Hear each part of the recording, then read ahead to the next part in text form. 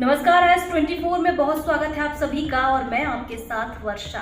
चलिए नजर डालते हैं आज की ताजा खबरों। भारतीय तैलिक साहू राठौर महासभा का कार्यक्रम आज भोपाल में संपन्न हुआ।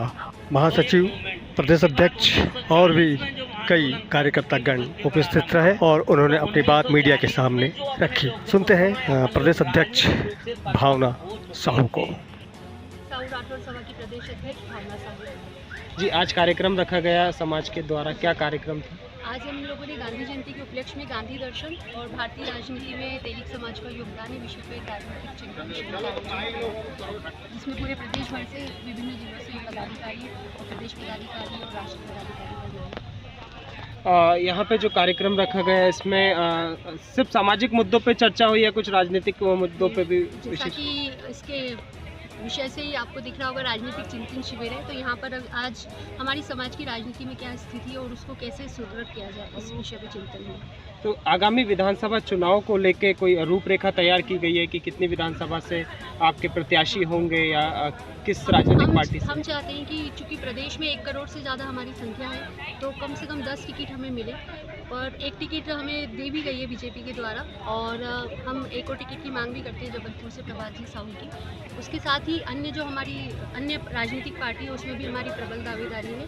तो हम चाहते हैं कि हमें हमारी जनसंख्या के अनुपात में कहीं ना कहीं प्रतिनिधित्व दिया जाए। सामाजिक रूप से देखा जाए तो क्या प्रमुख मुद्दे हैं, समाज की क्या प्रमुख मांगे हैं? समाज की प्रमुख मांगों में तो अभी ऐसा कुछ भी नहीं है, चूँकि आगामी चुनाव है तो उसको देखते हुए हम टिकट की मांग कर रहे हैं। और ज़्यादा से ज़्यादा संगठनों में, आयोगों में, मंडलों में हम चाहेंगे कि हमारी समाज को जनसंख्या के अनुपात में प्रतिनिधित्व दिया जाए। ठीक। राजधानी भोपाल में आपने एक बड़ा कार्यक्रम का आयोजन किया जिसमें हजारों लोग उपस्थित हुए हैं। क्या प्रमुख रूपरेखा रही कार्यक्रम की, क्या प्रमुख मुद्दे रहे कार्यक्रम के?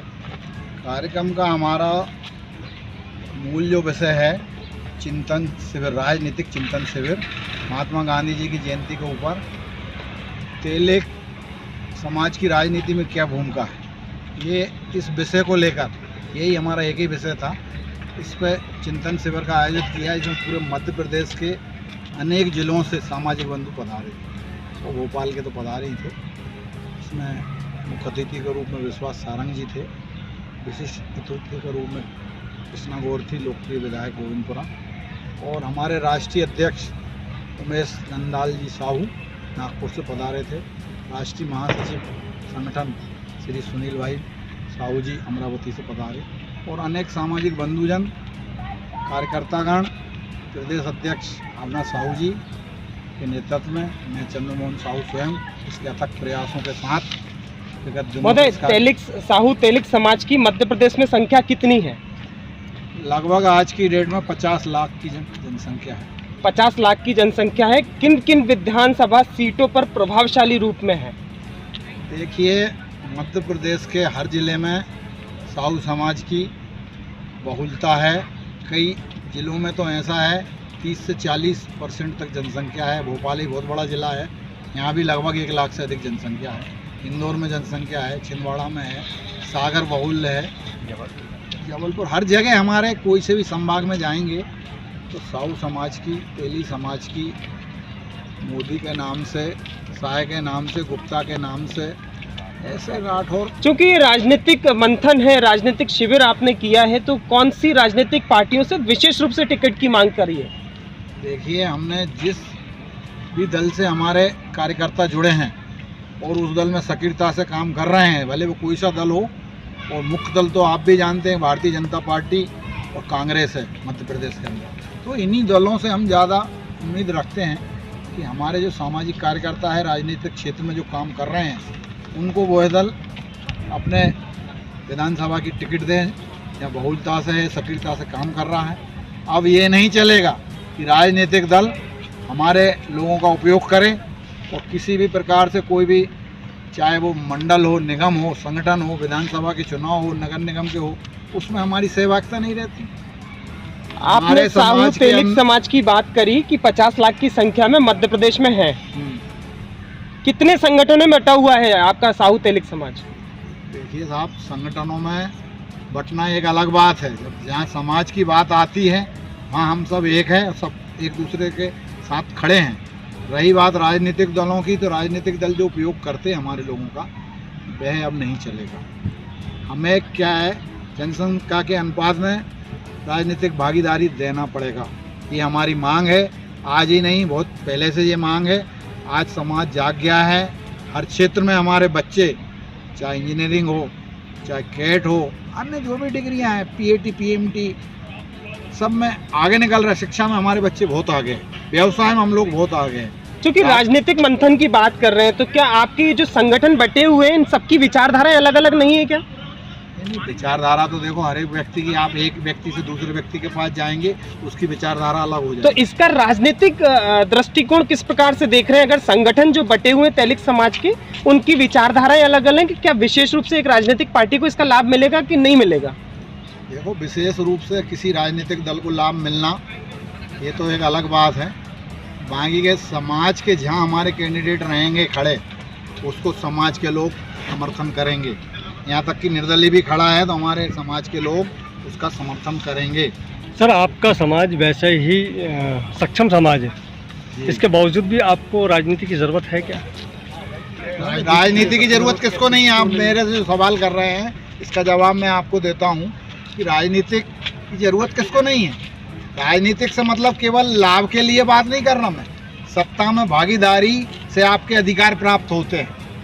आप कोई मुद्दे के लिए किसी दूसरे के पास जाएंगे और आपका व्यक्ति अगर बैठा है, उस बात को बहुत गंभीरता से सोचा जाएगा। बहुत कम, मैं किसी का नाम नहीं लेना चाहता, जनसंख्या में बहुत कम है और राजनीतिक दबदबा मध्य प्रदेश के अंदर बहुत ज़्यादा है। आप इस बात को समझ रहे होंगे। मोदी जी की हमारी जो तो संख्या है वो बहुत ज़्यादा है। संख्या के अनुपात में मेरी यही मांग है कि राजनीतिक भागीदारी मिलना चाहिए।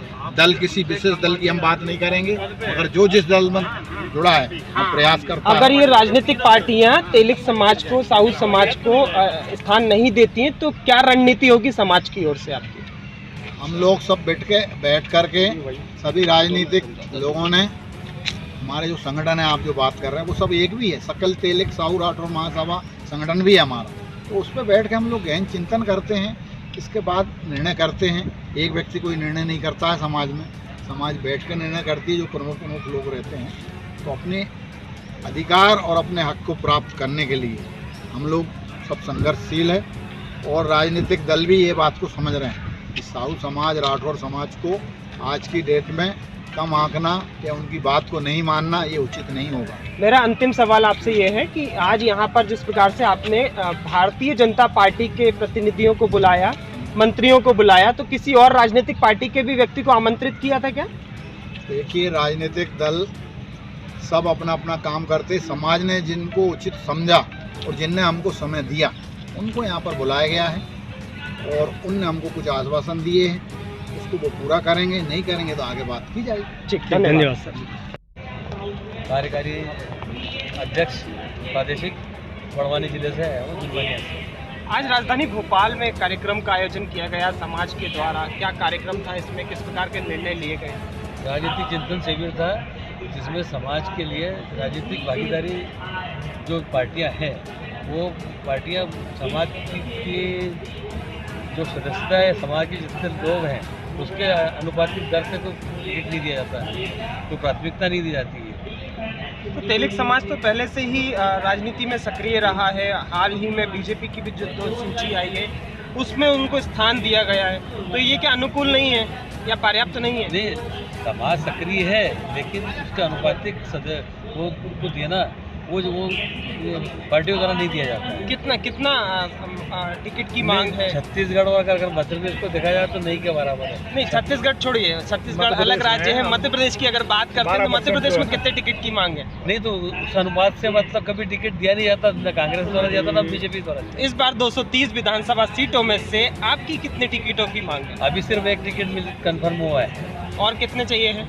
अभी 10 चाहिए, 10 चाहिए, कम से कम 10 टिकटों की मांग हो रही है साहू समाज की। हमारा 10-12% का जो समाज है, जो हम वोट देते रहे हैं आज तक, हर पार्टी को 70 वर्षों से 75 वर्षों से हमारी समाज वोट देती आई है। इससे कहीं भी मध्य प्रदेश में एक भी विधायक नहीं है। आप पिछला उठा के देखें तो और अभी भी जो है ना किसी भी मंडल में, किसी भी निगम में क्या किसी कारण भी मानते हैं? नहीं, निगम मंडल तो दिया ही हुआ है तेलिक समाज को, कहाँ दिया?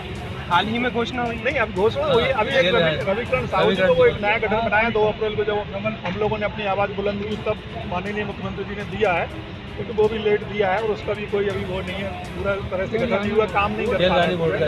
लेकिन फिर भी ठीक है, शुरुआत है। तो हम लोग यही चाहते हैं कि जो हमारी 10-12% आबादी है, उस अनुपात में हमें 230 में से 10-12 टिकट तो दे पार्टी।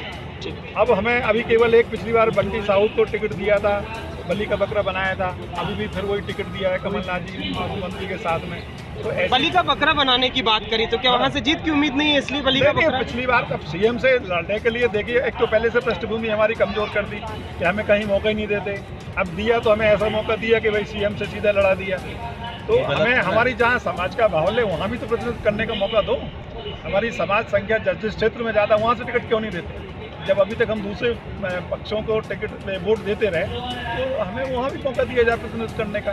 तो अगर बीजेपी इस प्रकार से अवहेलना करती है, समाज को स्थान नहीं देती, तो समाज सोच रही है इस बारे में, सब बीजेपी तक ये बात पहुँचाई गई है संगठन को, और समाज इसमें निर्णय करने की स्थिति में है अब कि इस पार या उस पार। तो क्या कांग्रेस के पक्ष में डल सकते हैं इसके? नहीं, जो पार्टी समाज को आगे करेगी, हमारे पास सभी ऑप्शन खुले हैं। हम एक उसको अभी तक हमारा समाज जो है 90% बीजेपी को वोट देता है शुरू से, लेकिन बीजेपी शुरू से हमारा उपयोग करती रही। और अब हमने सब पार्टियों को विकल्प दिए हैं कि जो हमें प्रतिनिधित्व देगा हम उसे समर्थन देंगे। देश के खिलाफ तो कोई पार्टी काम कर नहीं सकती है, संवैधानिक व्यवस्था है। तो इसलिए ये भेद करना कि वो देश विरोधी है और ये देश समर्थक है, ऐसा कुछ नहीं है।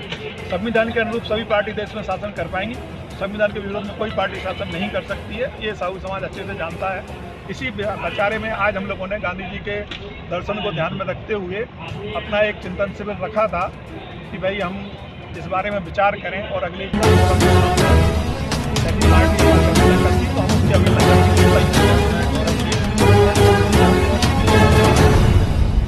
आज हम समाज के चिंतन शिविर में यहाँ उपस्थित हुए हैं और ये चिंतन शिविर जिसमें हम हमारे समाज के लिए जनसंख्या के आधार पर बात कर रहे हैं, और ये हम सभी दलों से कर रहे हैं कि जिस अनुपात में हमारा समाज है हिसाब से उचित राजनीतिक प्रतिनिधित्व देना चाहिए, जिससे कि हमारा समाज आगे बढ़े और राजनीति